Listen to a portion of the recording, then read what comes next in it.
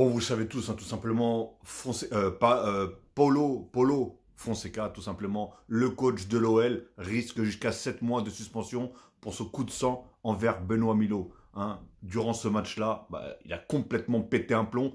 Surtout, il fait ça au même moment où est-ce qu'il y a eu beaucoup d'histoires d'arbitrage et les gens qui sont contre les arbitres, etc., par rapport à l'OM, De Zerbi, Benassia, etc.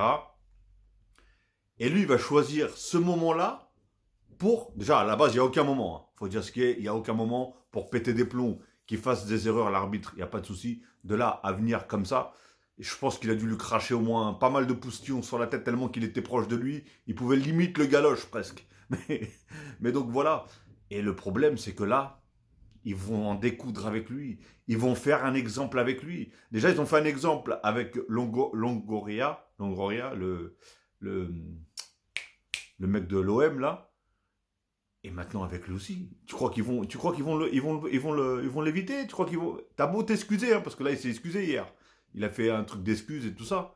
Mais t'as beau t'excuser, poteau. Là, tu vas prendre tellement cher. Ce qui veut dire que là, regardez, il peut prendre jusqu'à 7 mois de suspension. 7 mois. Ce qui veut dire que déjà, jusqu'à la fin de la saison, comment ça s'appelle, l'OL, ils ont plus de coach. Hein. Enfin, leur propre coach, il est aux oubliettes, tout simplement. Ça veut dire que ça doit être peut-être son bras droit ou je sais pas, un deuxième qui est là, qui traîne. Mais son vrai coach, en gros, Fonseca, pardon, et bah, jusqu'à la fin de la saison, ne sera plus coach de l'OL.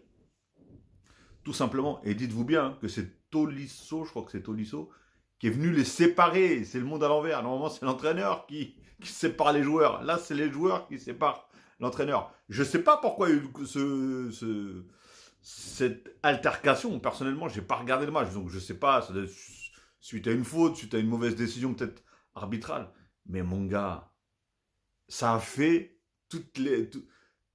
dans tous les réseaux sociaux, à la presse, l'équipe, tous les journaux et tout ça, ils ont parlé de cette histoire d'arbitrage et justement des arbitres, enfin des entraîneurs, des présidents, etc., qui se mettent contre les arbitres, qui dénigrent à chaque fois les arbitres, etc., etc.